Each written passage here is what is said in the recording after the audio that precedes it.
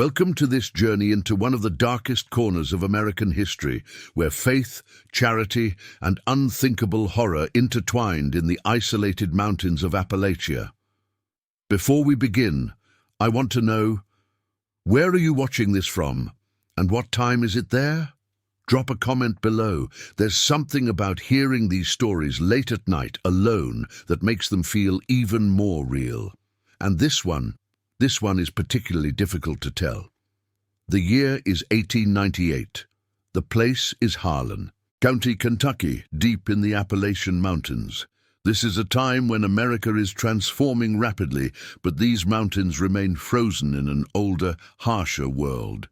Coal mining dominates the economy. Poverty is extreme. Medical care is almost non-existent. And death, especially among children, is tragically common. In the small settlement of Hollow Creek, tucked between steep ridges and accessible only by treacherous mountain paths, infant mortality reaches nearly 40%. Families bury their children in shallow graves behind their cabins, often without coffins, sometimes without even crude markers. The ground is hard, the winters are brutal, and the living barely have resources to survive, let alone honor their dead. Into this desperate landscape steps a man who will be remembered, though not in the way his community once believed. His name is Dean Simmons, a 52-year-old reverend who arrives in Hollow Creek in the spring of 1897. He comes with credentials from a Methodist seminary in Virginia, letters of recommendation, and what appears to be genuine compassion for the suffering he witnesses. Simmons is described in surviving correspondence as tall, thin, with penetrating grey eyes, and a voice that commands attention in the small wooden chapel where he preaches. He dresses simply, lives modestly, and within months earns the trust and admiration of the mining families who make up his congregation. But it is his nephew, Daniel Simmons, 28 years old, recently arrived from Lexington to teach at the settlement's only schoolhouse, who will eventually uncover what his uncle truly is. In October 1897, Reverend Simmons proposes something unprecedented to the community council.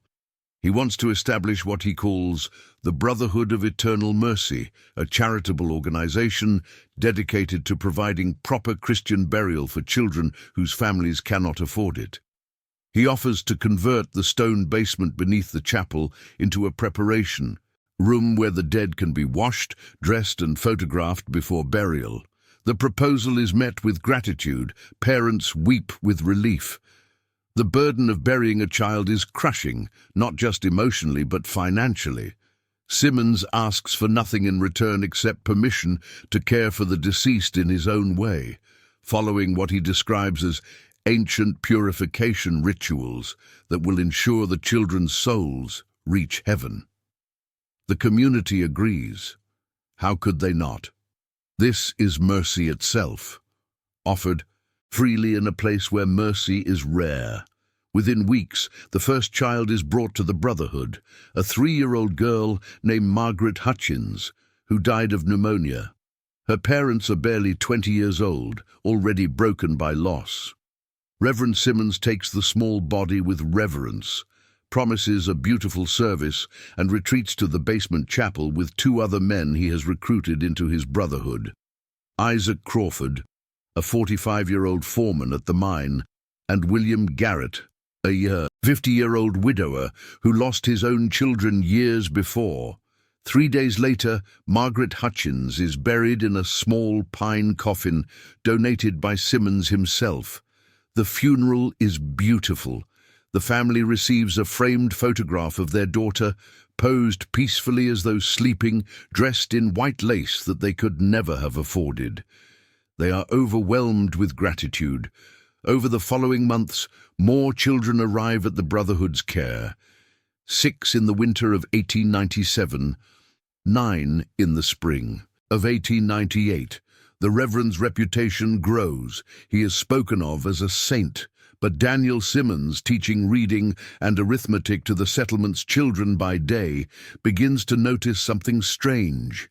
His uncle is often awake at odd hours, Candlelight flickers in the basement chapel long past midnight, and the children stay in his uncle's care for much longer than seems necessary. A week, sometimes two, sometimes longer.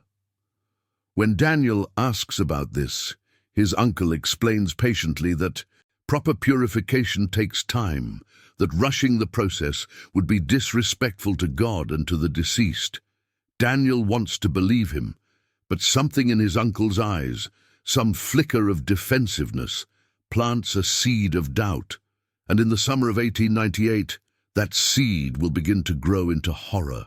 To understand what happened in Hollow Creek, you must first understand the world that allowed it to happen. The Appalachian Mountains in 1898 are a place apart from the rest of America. While cities like New York and Chicago are installing electric lights and building skyscrapers, these mountains remained locked in conditions that would have been familiar to settlers a century earlier. The region is isolated not just by geography, but by economics and culture. Coal mining has transformed parts of Appalachia into industrial zones, but the wealth flows out to distant cities. The miners and their families live in conditions of grinding poverty. Company towns control everything: housing, food, medicine. Debt is inherited from father to son. Education is minimal. Medical care is primitive at best. In this environment, death is omnipresent. Mining accidents kill dozens each year. Pneumonia, typhoid and dysentery sweep through settlements regularly, and children die at rates that would shock modern sensibilities. A family might have 8 children and bury 4 before they reach age 5. The culture surrounding death in Appalachia is complex and deeply rooted. Post-mortem photography, a practice widespread in Victorian America, is especially common here. Families pay to have their deceased loved ones photographed one final time, often posed as though alive or sleeping. These photographs are treasured as the only images many families will ever have of their children. But this practice, innocent in intent, creates opportunities for those with darker purposes. Religious authority in these isolated communities is absolute.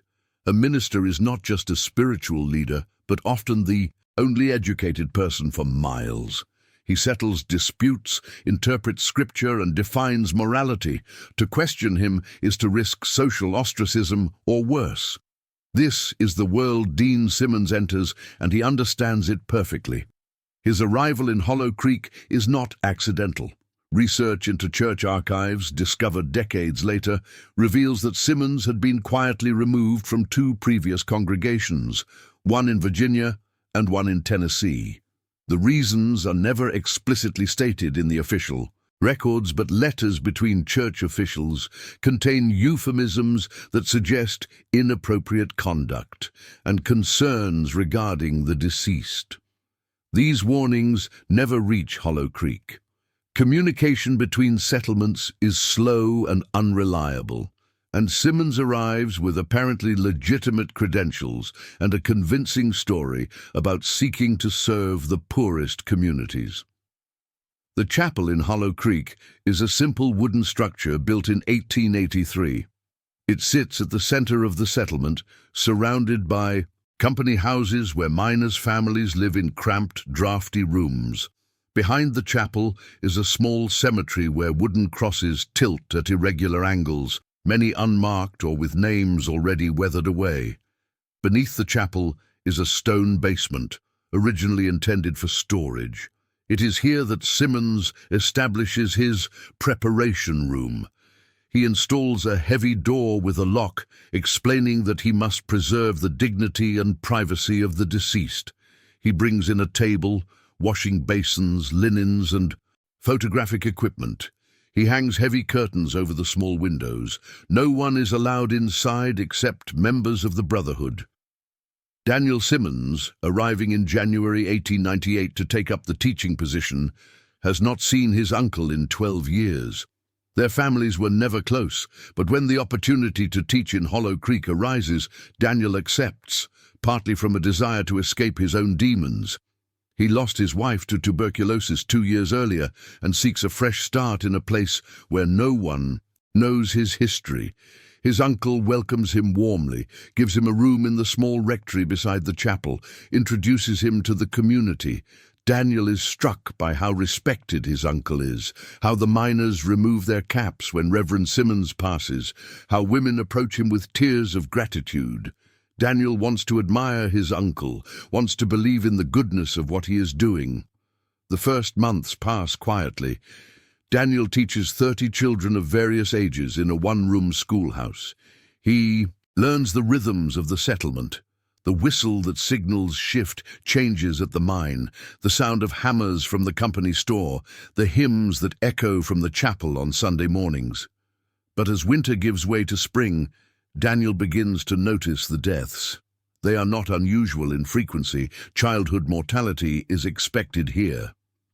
But Daniel is disturbed by something he cannot initially articulate. Perhaps it is the way his uncle speaks about the deceased children with an intensity that seems to go beyond pastoral concern. Or perhaps it is the length of time the bodies remain in his care. In March 1898, a 5-year-old boy named Thomas Reeves dies after falling from a mine tipple. His family brings him to the Brotherhood. Reverend Simmons assures them he will be cared for with love and respect. The funeral is scheduled for 4 days later. But when Daniel passes the chapel late one night, a week after the boy's death, he sees candlelight in the basement windows. He hears voices low and murmuring, and he realizes the child has not yet been buried. The next morning he asks his uncle about this. Simmons explains that the boy's family requested additional time for distant relatives to arrive. Daniel accepts this explanation, but 2 weeks later the same pattern repeats with a different child. And then again. Daniel begins keeping a private journal, noting dates and names. He does not yet suspect the full truth, but he senses something is wrong. In his journal entry for April 12, 1898, he writes, "Uncle Dean speaks of the children as though they still live in some sense. He refers to caring for them, comforting them, preparing them. I tell myself this is theological language, metaphor for tending to the soul's passage, but it unsettles me. There is something in his manner when he descends to the basement, a kind of anticipation that I do not understand and do not wish to understand." This entry, recovered from a sealed trunk in 1952, is one of the few contemporary documents that record Daniel's growing suspicions. By May 1898, the Brotherhood has cared for 14 children. Reverend Simmons's reputation has never been higher. The community is planning a special service to honor his work, and Daniel Simmons is beginning to realize he must enter the basement chapel no matter what he finds there. Tell us in the comments what you think Daniel will discover. Your theories matter, because the truth is worse than almost anyone imagines. May 23rd, 1898. This is the date when the first concrete evidence emerges, though it will be decades before anyone outside Hollow Creek learns of it. On this evening, a 16-year-old girl named Sarah McKenna approaches Daniel after school dismissal. Sarah is the daughter of a Scottish immigrant miner and his Cherokee wife. She is intelligent, observant, and quietly rebellious against the limitations placed on girls in the settlement. Daniel has encouraged her education, lending her books from his small, personal library. Sarah asks if they can speak privately. Her hands are shaking. They walk to the edge of the settlement near the tree line. What Sarah tells Daniel will haunt him for the rest of his life. 3 nights earlier, unable to sleep due to her father's coughing in the next room, Sarah left her family's cabin to walk in the cool night air. She wandered toward the chapel, drawn by music she thought she heard, though she later cannot be certain whether she truly heard anything or merely imagined it. As she approached the chapel, she saw light in the basement windows. This was not unusual. Reverend Simmons often worked late. But something made her pause, perhaps instinct, Perhaps the same intuition that kept her ancestors alive in these mountains. She crept close to one of the windows. The curtains were thick, but there was a small gap where they did not quite meet. What Sarah saw in that gap will never be fully described in her own words, because she is too traumatized to articulate it clearly. But Daniel's journal records her account in careful, horrified detail. She saw Reverend Simmons in the preparation room. She saw Isaac Crawford and William Garrett with him. And she saw, on the central table, illuminated by many candles arranged in a careful pattern, the body of a small child. The child had been dead for at least a week. Sarah recognized her.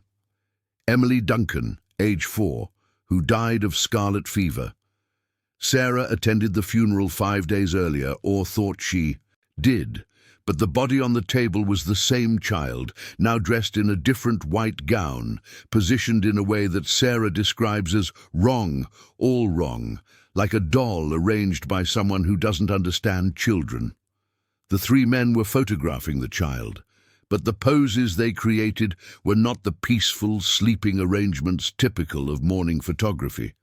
Sarah's description, filtered through Daniel's careful Victorian-era language, suggests positions that were intimate, disturbing, intended to satisfy urges she does not yet fully understand, but instinctively recognizes as perverted. She watched for perhaps 2 minutes before terror overwhelmed her, and she ran home. For 3 days, she said nothing. She tried to convince herself she had misunderstood what she saw, that there was some innocent explanation, that a man of God could not possibly be doing what her instincts told her he was doing. But the horror grew inside her until she had to tell someone. Daniel listens to her.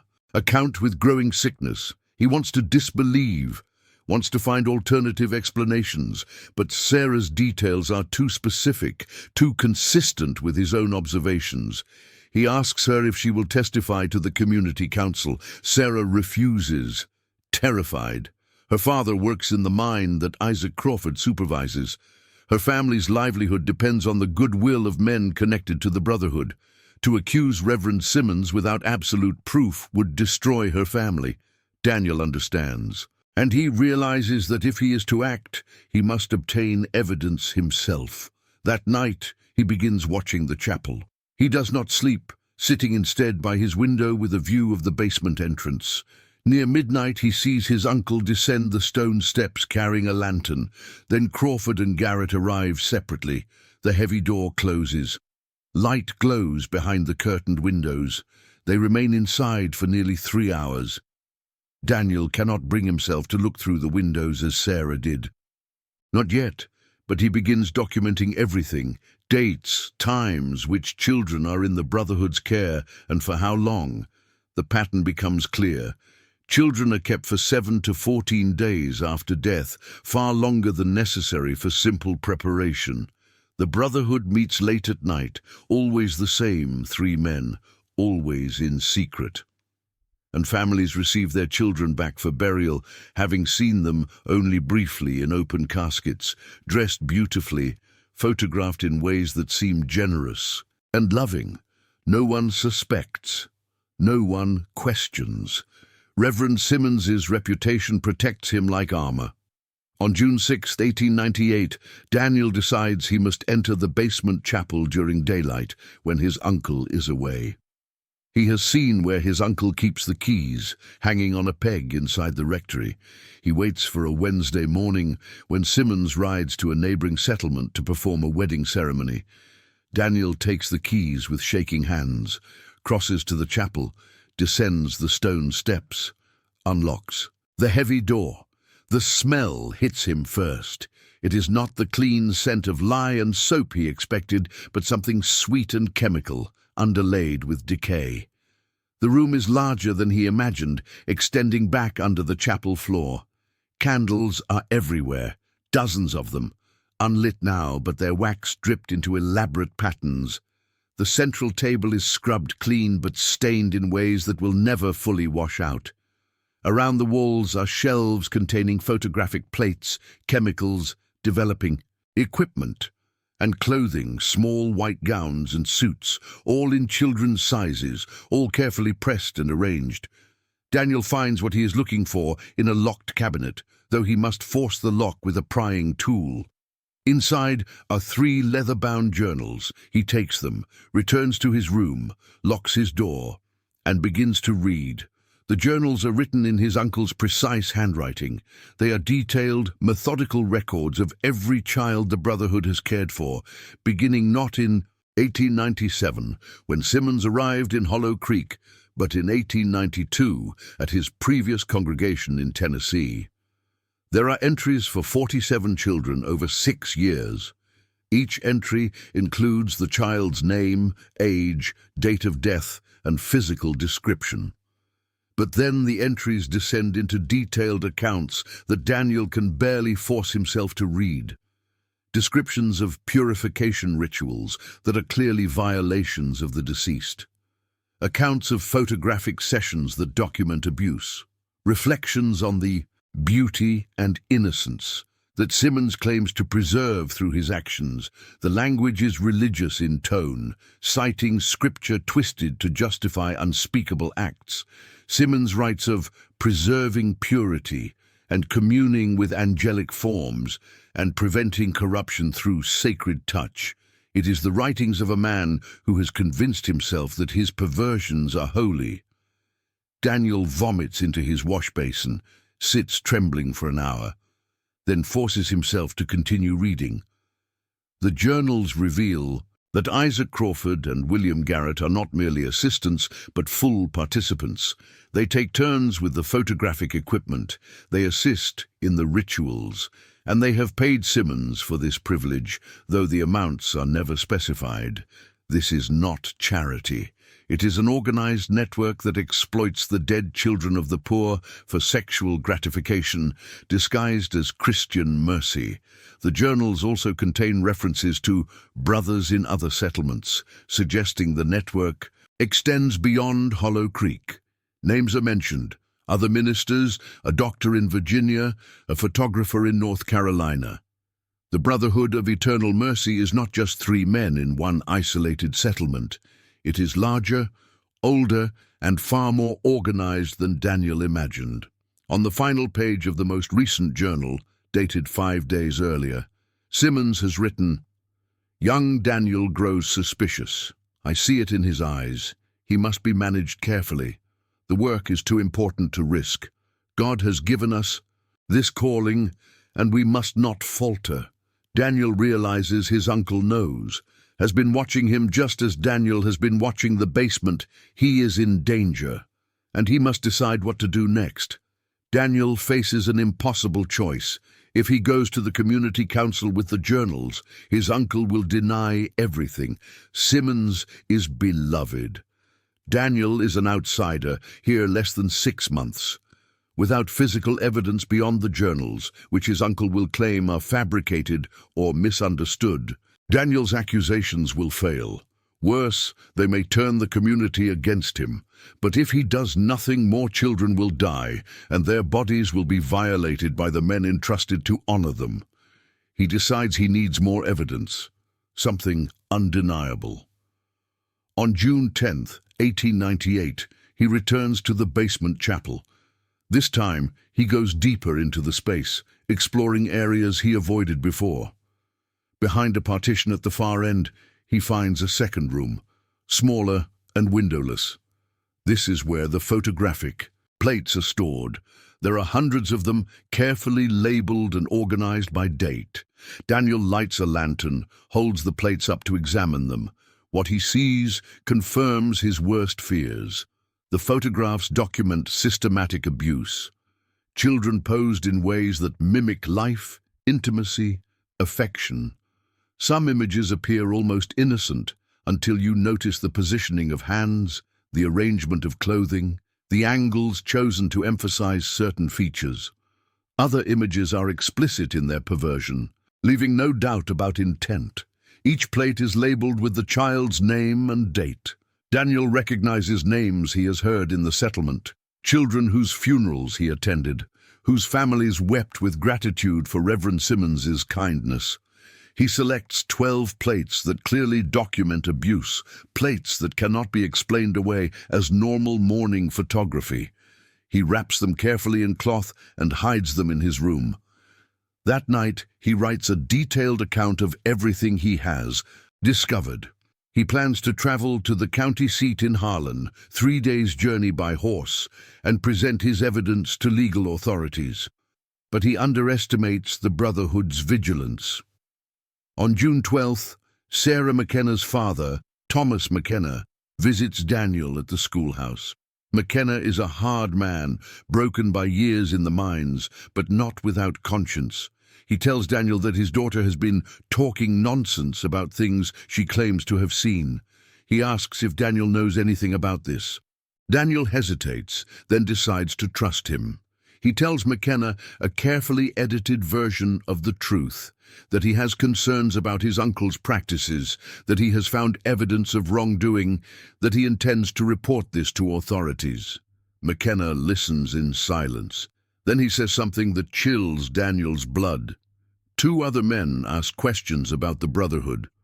1 in Tennessee before you came here. 1 in Virginia before that. Both had accidents, mining accidents. Do you understand? Daniel understands. The network protects itself. Crawford controls mine operations. Accidents can be arranged. McKenna tells him to be careful, tells him that Sarah has been forbidden to speak about what she saw, and tells him that if Daniel values his life, he should leave Hollow Creek and forget what he has learned. But Daniel cannot forget. On June 15th, 1898, a 7-year-old girl named Anna Pritchard dies of diphtheria. She is the 5th child to die that spring. Her body is brought to the Brotherhood. Daniel, now watching obsessively, notices something new. Late that night, he sees his uncle and the 2 other Brotherhood members carry something down to the basement that is not a body. It is a crate, large and heavy, requiring all 3 men to maneuver down the stone steps. Daniel's curiosity overcomes his caution. After the men leave near 2 in the morning, he returns to the basement. He searches for where the crate might have been taken and discovers something he missed. Before, a section of the stone floor that sounds hollow when tapped. He finds the mechanism by accident, a loose stone that, when pulled, releases a catch. A trapdoor lifts, revealing steep wooden steps descending into darkness. Daniel lights his lantern and descends.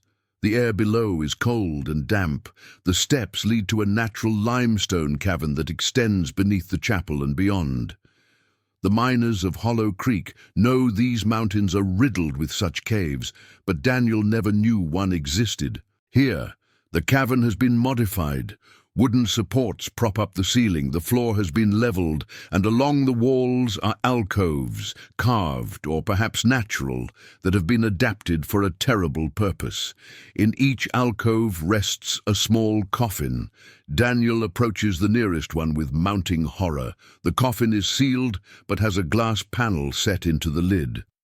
Inside, preserved through methods Daniel cannot determine, is the body of a child. A boy, perhaps 6 years old, dressed in formal clothes, positioned as though sleeping. The preservation is remarkable. The child looks almost alive, and this, Daniel realizes, is the point. These are not burials, these are trophies, a private collection maintained by the Brotherhood. He counts 17 coffins, 17 children taken from families who believed their sons and daughters were buried in the cemetery above, but who actually rest here in this secret chamber, preserved and maintained for purposes Daniel can barely comprehend. Some coffins are old, the glass clouded. Others are recent.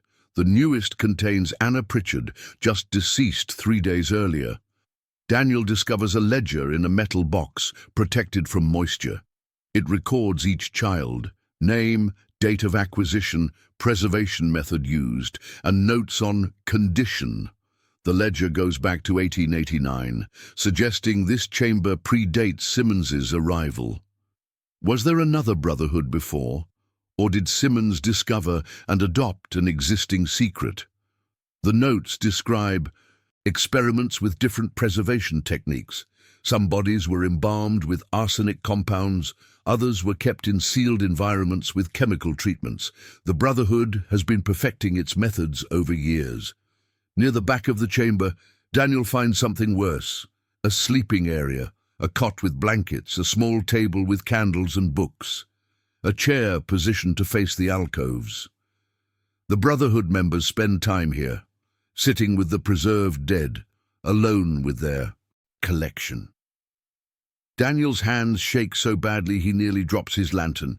He retreats up the stairs, replaces the trapdoor, and flees the chapel. Back in his room, he adds what he has found to his written account. He now has overwhelming evidence: the journals, the photographic plates, and the knowledge of the underground chamber. Surely this is enough. Surely the authorities will act. But he is wrong about what happens next. On the morning of June 16th, Daniel prepares to leave for Harlan. He packs the journals, the photographic plates, and his written account. He tells the settlement he must attend to personal business and will return in a week. He never makes it out of Hollow Creek. As he saddles his horse behind the rectory, his uncle appears. Dean Simmons is calm, almost gentle. He asks Daniel where he is going with such urgency. Daniel considers lying but realizes it is pointless. His uncle already knows. "I have found your journals," Daniel says. "I have seen the photographs. I have been in the chamber beneath the chapel, and I am reporting everything to the county sheriff." Simmons nods slowly, as if expecting this. "Come inside, nephew. Let us discuss this like reasonable men." Daniel refuses. "There is nothing to discuss. What you have done is monstrous." "Is it?" Simmons's voice remains calm.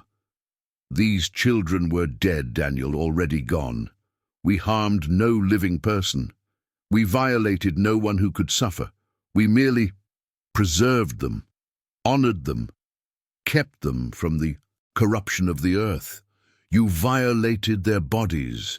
You photographed them for perverse purposes. You collected them like objects." Simmons's expression hardens slightly. "You are young. You do not understand the complexity of desire, of calling. God places urges within us for purposes we cannot always comprehend. These children serve a higher purpose through our care." Daniel feels sick. His uncle truly believes this, has constructed an entire theology to justify his actions. "The authorities will see it differently," Daniel says. "Will they?" Simmons smiles thinly. "Consider carefully, nephew. You will accuse a beloved minister, a man who has brought comfort to dozens of grieving families. You will claim he abuses the dead based on journals you admit to stealing, photographs you cannot prove are what you claim, and a chamber that serves as a proper burial vault for children whose families could not afford one. Your word against mine. An outsider against a pillar of the community. How do you imagine that will end?" Daniel realizes his uncle is right about one thing. The community will not want to believe, will resist believing. The truth is too horrible, too threatening to their sense of safety and order. But Daniel also knows he cannot remain silent. "Then I will make them believe," he says. Simmons' expression changes. The gentleness vanishes. "That would be unfortunate. For you most of all. These mountains have many dangers. Mines collapse, trails wash out, men disappear. It is a clear threat. Daniel understands that Crawford and Garrett will act if given the order. He may not survive the journey to Harlan." "If anything happens to me," Daniel says, trying to keep his voice steady, "I have left documents with someone trustworthy, someone who will ensure the truth emerges." This is a lie. He has told no one except McKenna, and McKenna has made clear he will not risk his family by testifying. But Daniel hopes the bluff will buy him time. Simmons studies him for a long moment. Then he nods. "Very well. Leave if you must. Report what you believe you have found. But know this. You will destroy innocent families by forcing them to confront things they do not wish to know. The children are dead regardless. Your accusations change nothing except to add pain to grief. Daniel mounts his horse without responding. He rides out of Hollow Creek, taking the eastern trail toward Harlan. He does not know that Simmons, immediately after he leaves, sends Isaac Crawford on a faster horse by the northern trail. Crawford will reach Harlan first, and by the time Daniel arrives at the county seat, preparations will have been made to ensure his accusations receive the appropriate response, which is to say, no response at all. The sheriff of Harlan County in 1898 is a man named Robert Finch. He is not a member of the Brotherhood, but he is a pragmatic politician who understands that certain accusations, true or not, create problems that are easier to suppress than to investigate. When Daniel arrives on June 19th and presents his evidence, Sheriff Finch listens politely. He examines the journals. He looks at the photographic plates, though his discomfort is obvious. He reads Daniel's written account. Then he tells Daniel that these materials prove nothing definitive, that post-mortem photography practices vary widely, and what seems strange to outsiders may be normal in certain communities, that the journals could be works of fiction or theological meditation rather than factual records, that the underground chamber, if it exists, may simply be a burial vault, as Reverend Simmons claims. Even if I believed every word you've said, Finch tells him, prosecuting a respected minister for crimes against the dead would be nearly impossible. No living victims, no witnesses willing to testify. You understand the position this puts me in? Daniel understands. Finch will not act, cannot act, perhaps, given the political realities of the region. Then the Brotherhood continues, Daniel says bitterly. The Brotherhood, Finch replies, will be watched. I will send a deputy to Hollow Creek to ask questions. If there are any living victims, any actual crimes being committed, we will act.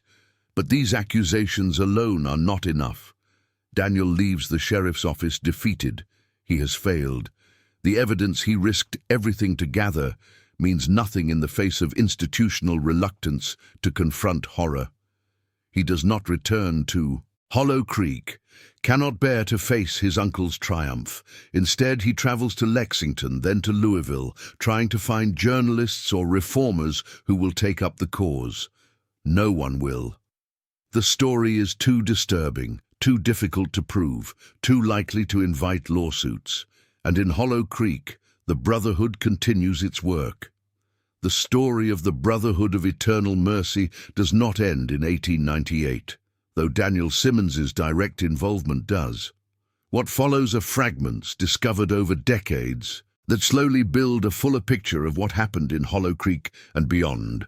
On March 12, 1904, Reverend Dean Simmons dies at age 58. The official cause listed in county records is heart failure.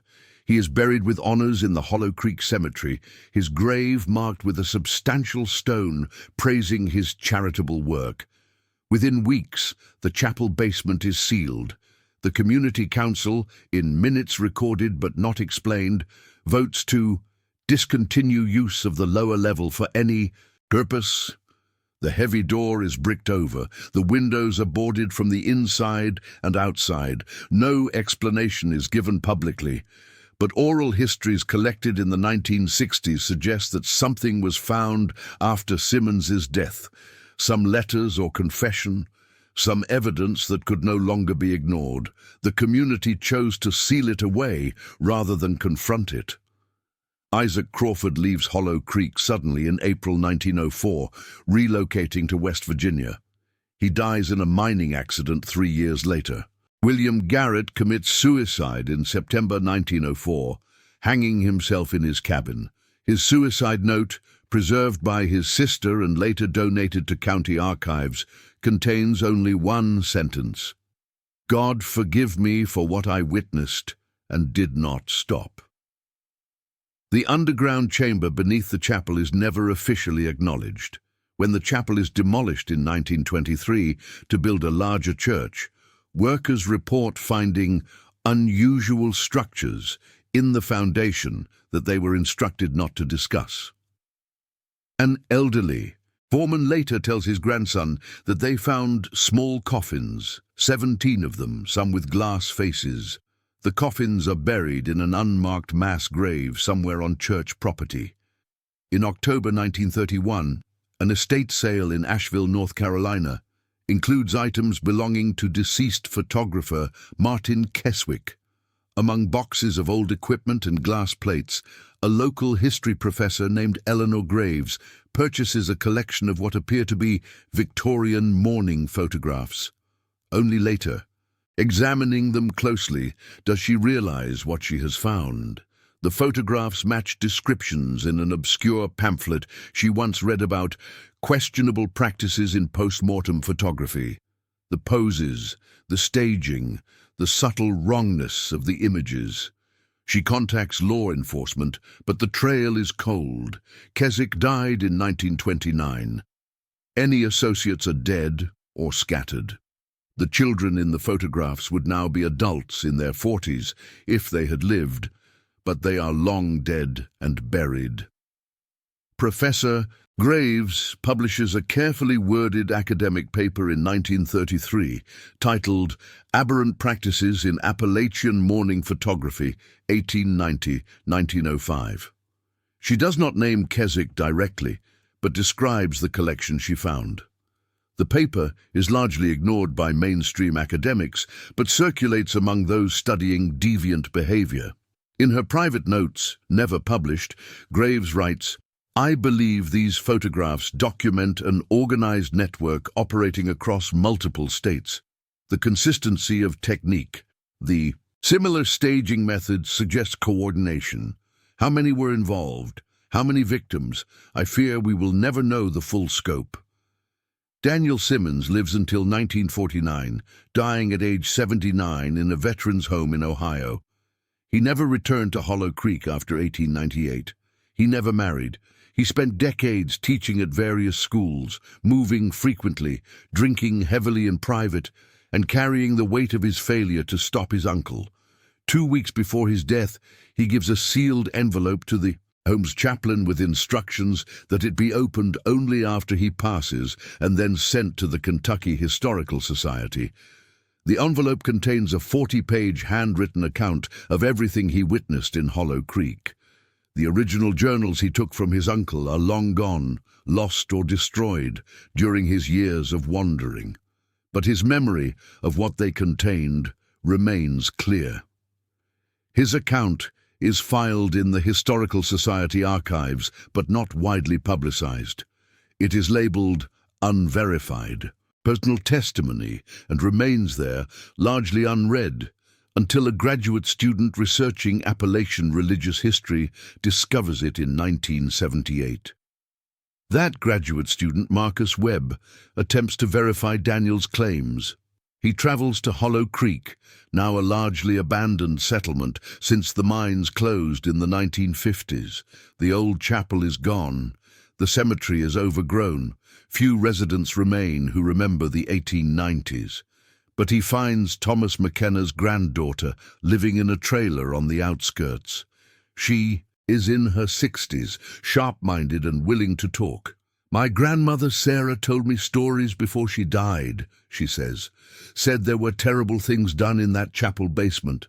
Said her father made her promise never to speak of it while the men involved were alive. But she told me, said someone needed to know the truth." Sarah McKenna lived until 1971, carrying the horror of what she witnessed for 73 years. She never testified publicly, never reported what she saw. The fear, instilled in her as a teenager, never faded. Webb includes Sarah's second-hand testimony in his dissertation, but is advised by his committee to remove it. Unverifiable, potentially libelous even to the dead, too sensational. He complies, and the testimony disappears from the official academic record. The most significant discovery comes not from Appalachia but from an unlikely source. The personal papers of a Virginia state legislator named Howard Brennan, found after his death in 1967. Brennan served in the Virginia House of Delegates from 1925 to 1961.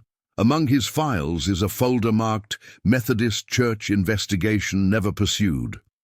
Inside are letters, affidavits, and reports dating from 1902 to 1904, compiled by a church investigator named Reverend Charles Hoffman. Hoffman had been tasked by the Methodist Episcopal Church hierarchy to quietly investigate rumors of misconduct among ministers in rural congregations. What he discovered was a network of at least 12 ministers across Virginia, Tennessee, Kentucky, and North Carolina who were sharing information, techniques, and even traveling to visit each other's collections. Hoffman's report, dated August 1904, names Dean Simmons as a central figure in this network. It describes correspondence Hoffman obtained showing Simmons advising other ministers on preservation techniques, photographic methods, and ways to avoid suspicion. The network called itself the Brotherhood of Eternal Mercy across multiple locations, suggesting coordination and organization. Hoffman recommended criminal prosecution and public exposure. The church hierarchy rejected both recommendations. Instead, ministers identified in the report were quietly transferred to urban congregations where they would not have access to deceased children or were encouraged to retire early.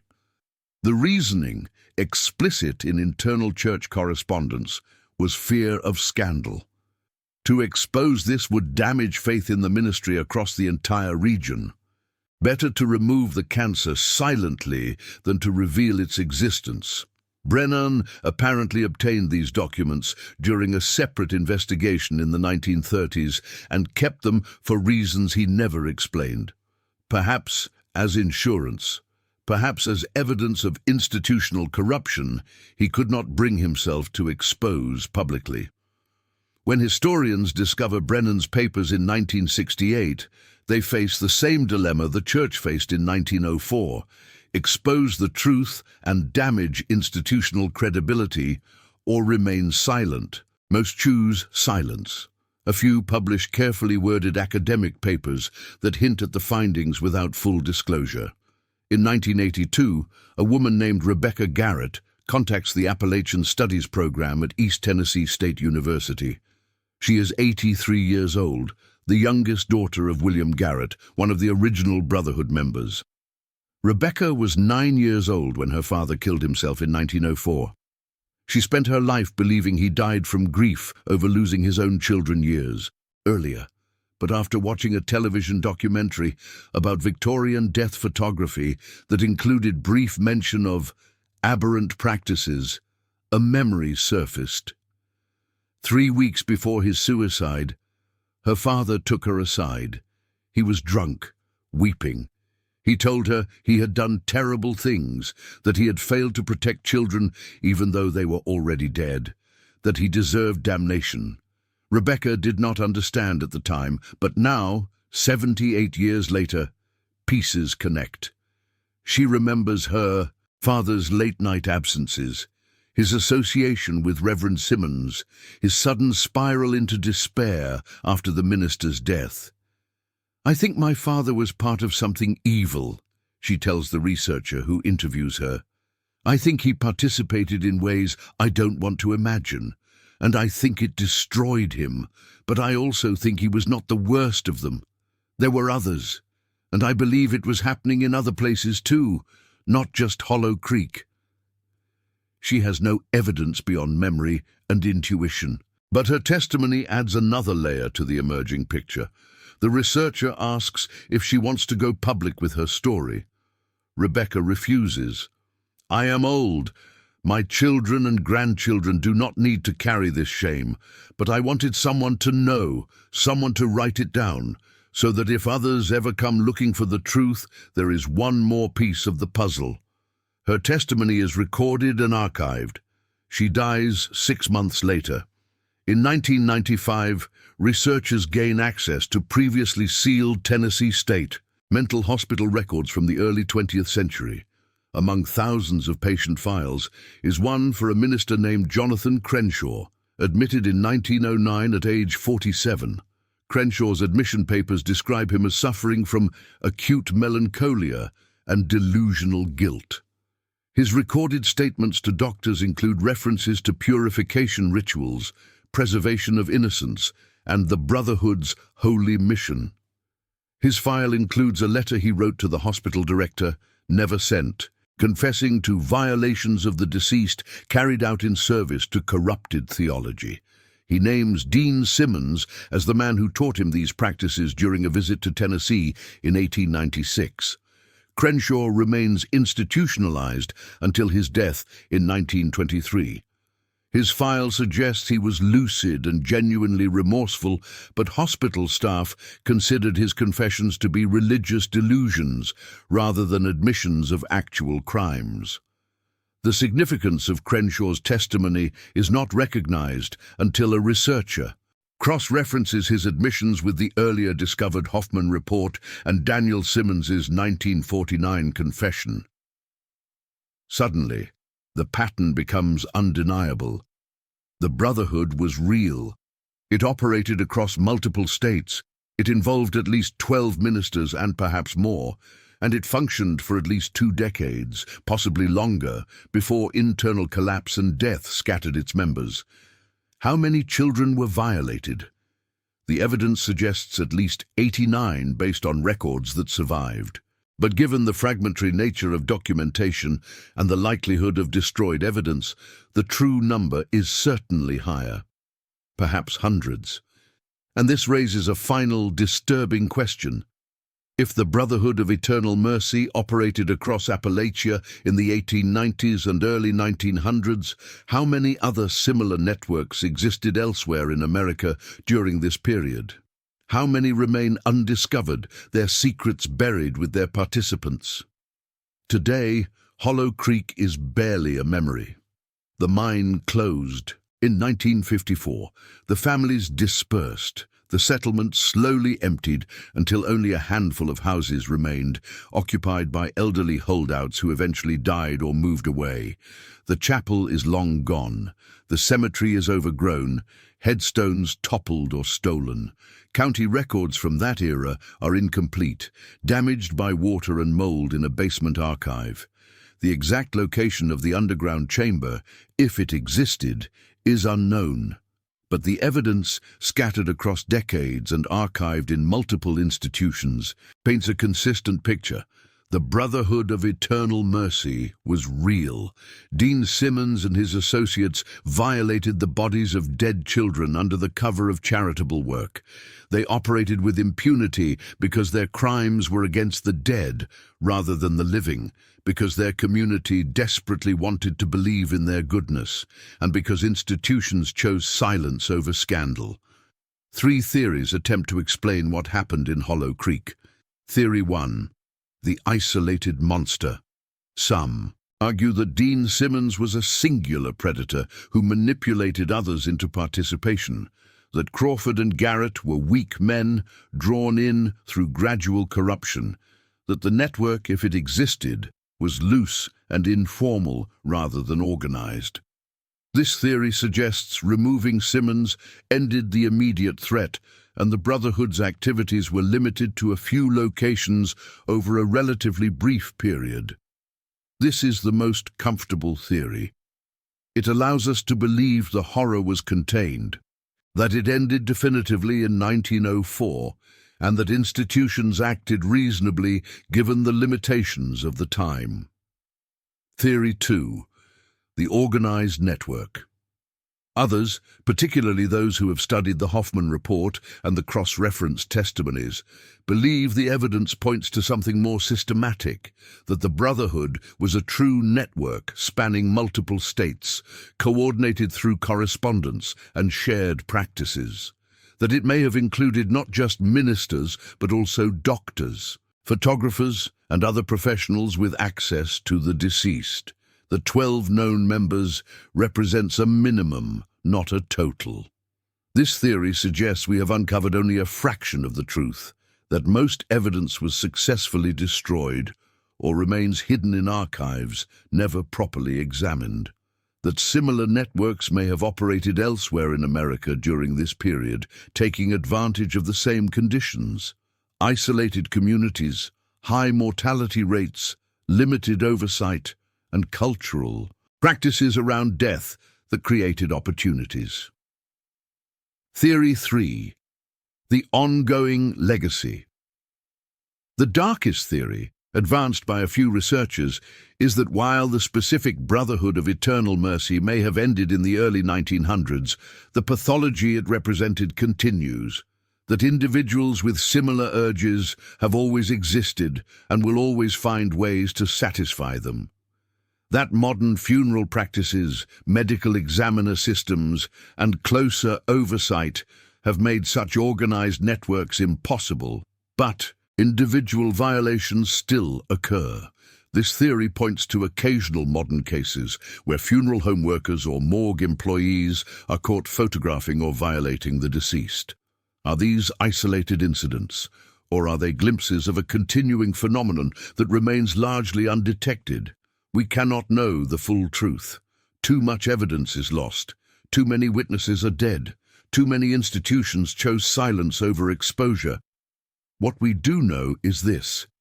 In the 1890s, in the mountains of Appalachia, men who should have been protectors became predators. They used poverty, isolation, and religious authority to access victims who could not resist or report. They convinced themselves their actions were justified, even holy, and they were enabled by a system that valued institutional reputation over truth. The children whose names we know, Margaret Hutchins, Thomas Reeves, Emily Duncan, Anna Pritchard, and dozens more, deserve to be remembered not as victims of charity, but as victims of abuse. Their families' gratitude was manipulated, their deaths were exploited, and the justice they deserved never came. Sarah McKenna carried her secret for 73 years. Daniel Simmons carried his guilt for 51 years. William Garrett could carry his for only 4 months before despair overwhelmed him. Rebecca Garrett carried her father's shame for 78 years before finding the courage to speak. To this day, no one knows the truth completely, the exact number of victims, the full extent of the network, the identity of all participants, the location of the buried coffins, whether anything remains in the ground where the Hollow Creek Chapel once stood. The silence was intentional. The obscurity was deliberate. And perhaps that is the most disturbing legacy of all, how easily horror can be buried when everyone with power to expose it chooses not to. If this story has affected you, if you have theories about what really happened, or thoughts about how such evil flourished, unchecked, share them in the comments below. This is our community of truth seekers, and your voice matters. Subscribe if you want to explore more forgotten horrors of American history. Hit the notification bell so you never miss an investigation. And remember, the darkest secrets are often the ones closest to home, hidden behind facades of respectability and charity. Until next time, stay curious, stay questioning, and never assume that institutions designed to protect always do so.